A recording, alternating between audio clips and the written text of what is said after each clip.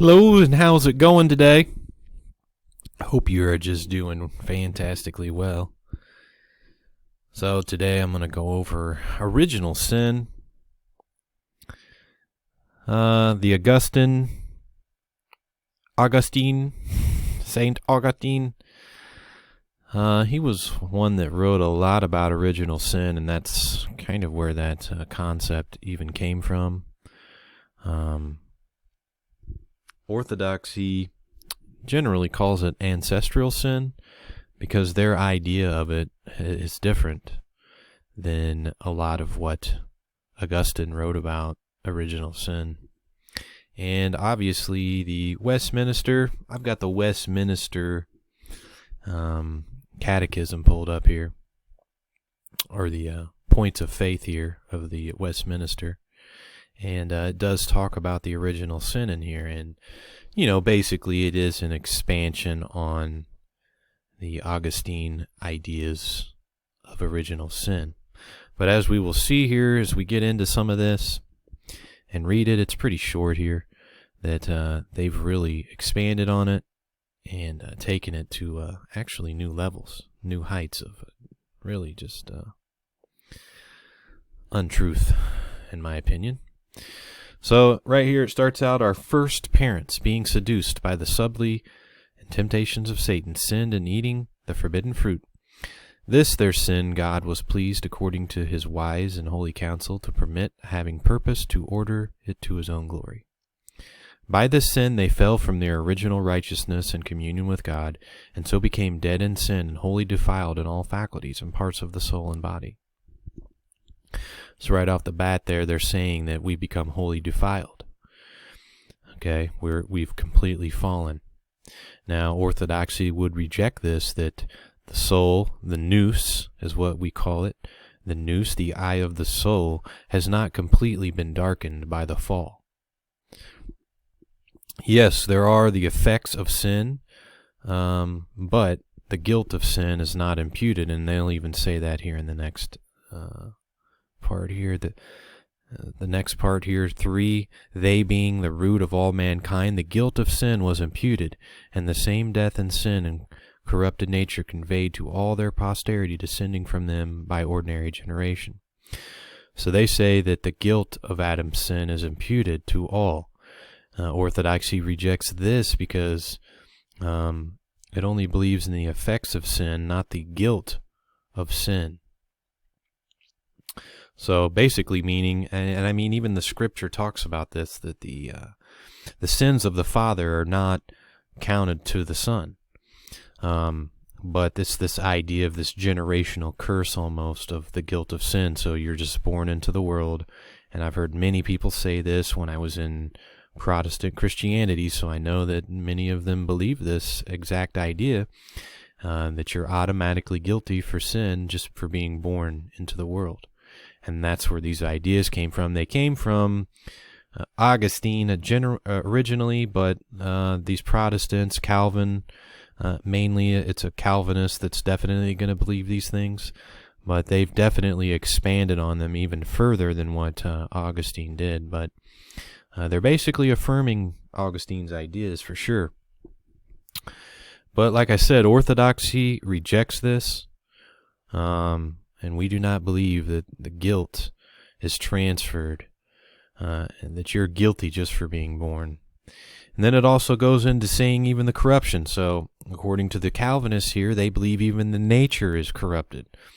And that is a falsity, because there is no such thing, and you'll hear a lot of people say this in the Protestant circles. You've got a sin nature. You've got to get rid of the sin nature. See, there is no such thing as a sin nature, because everything that God created is good.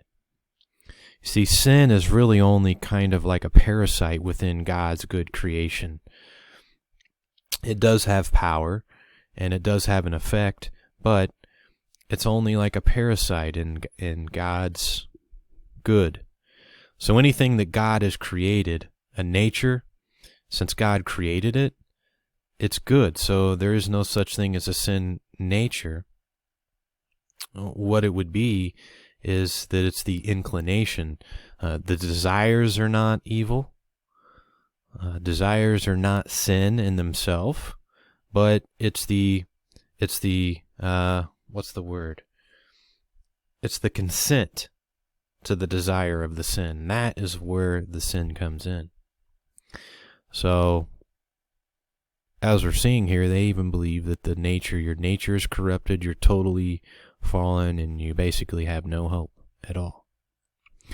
And from this original corruption, whereby we are utterly indisposed, disabled, and made opposite to all good, and wholly inclined to all evil, do proceed actual transgressions. See, it's even, we're opposite to all good, so it's bringing in this dualistic idea that somehow we could be opposite to all good, even though all things that God created are good.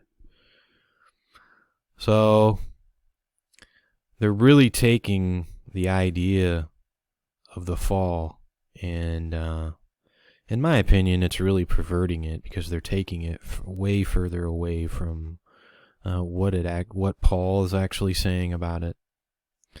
And most of this kind of thing will make you very depressed. I mean, if you actually really believe in these things.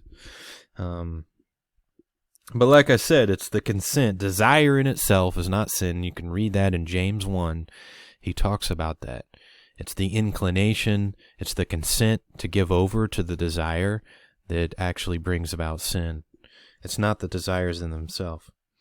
And like I said, there is no such thing as a sin nature. And the noose has been darkened, but it hasn't totally been fallen away. It hasn't totally been darkened. And that's one of the differences between the East and the West as well. Eastern Orthodoxy, Patristic faith, and the Western Church, the Roman Catholic, the Protestant, is that they're believing that we've totally fallen away. And even in this Westminster Confession, you can read that, you can see that we're utterly corrupt and utterly evil and totally inclined to evil, and there's no hope because we've totally fallen away. But Orthodoxy doesn't hold to that. It says that the noose is the eye of the soul, that it's been darkened, but it hasn't totally fallen away. And that's the instrument we need for free will, for our choice. And that hasn't totally been darkened. So there is still an aspect of a synergy between God and man. Of course, God is doing most of the work, but man still synergistically is willing with God and working out his salvation. So that's another aspect. So one thing that is the cause of this so-called original sin is it causes people to fall into a place of self-seeking happiness. Seeking happiness out of the world to try to deliver themselves from what they know is this mortality. And that's one of the problems. But as I said before, we only bear the consequences for Adam's sin, but we do not bear the guilt of Adam's sin. And the consequences of that are death. That's kind of the ultimate consequence. And that's what happens. The mortality creates the fear of death. So that's one thing that is a little bit opposite of even you can find it here in what I just read in this Westminster Confession, is it's opposite. They almost believe opposite of what the East Christian Church, the Patristic faith, believed. And the way that they interpret Apostle Paul. So it's the fear of death, and that is responsible for the spiritual condition that allows us to sin. It's not the other way around. A lot of them would say, you sin, therefore you die. But it's actually the other way around. It's the fear of death that creates the spiritual condition that allows us to be able to sin. And Paul even says this, see, and that's the misinterpretation that the West has of what the Apostle Paul is saying. And sin is the consequence of death. So it's this, and he even says that a few times, and I think it might be Romans. I'm not exactly sure where it is, but he says the sting of death is sin. And so what it really is, what's really happening is that death is the result of Satan's control of God's good created world. And like I was saying earlier, sin is really, sin and death and all of that really is just kind of like a parasite in God's good created world. And like that's what it is. So it's the opposite of what the Westminster Confession and all these things would teach. God's justice is kind of juridical, and God's counting every single sin that you have and counting them up and all of these kind of ideas. But you can really find none of that in the Eastern Christian Church. And like that's the thing, they put more of an emphasis on the love of God, that God created good and created life. And it's actually Satan, and that's his world, that is mainly creating the death. That is created, that's his world of death, his world of destruction. So it's like instead of thinking of the justice of God, you could actually call it the love of God. And that's the emphasis that we would put in the East. Looking at God more as a loving God and not a God that's set out to punish us for wickedness and sin. So, and that's kind of the way that we overcome this fear of death, the way that we overcome this fear of death that's causing people to seek for this happiness that's not real happiness in the world by, attaining securities and all of these type of things. We must transcend this fear of death through Christ and through the resurrection. And we must begin to partake in the divine nature. And if you really read more of Apostle Paul, that was the ultimate way. The resurrection, being a partaker of the resurrection, was the ultimate way to overcome this death that has been in the world. So, that's really about it, and like I said, Augustine, you can really see how this Westminster Confession, Calvinism, aligns with a lot of what Augustine was saying about original sin, and they take it even further.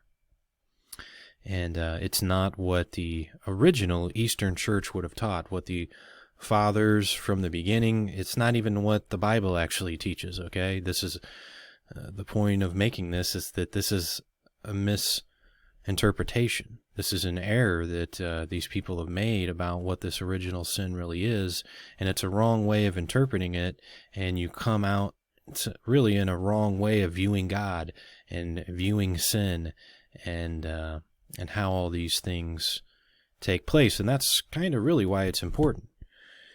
Because if you're not seeing it right, like if you think that we have a sinful nature and you're not seeing God as good and that our nature is actually good, then you take these things too far in your mind, and actually the devil and sin and all of these things can actually play more in your mind, creating a lot more problems, because you're seeing you're seeing God in a way that is not real. It's not who God really is. And in a way, it's much more simple, and it's much more easy. But when we begin to partake in this divine nature, we're going to see the truth. The Holy Spirit will reveal these things to us in a true and enlightening way. So, thanks for watching. God bless you.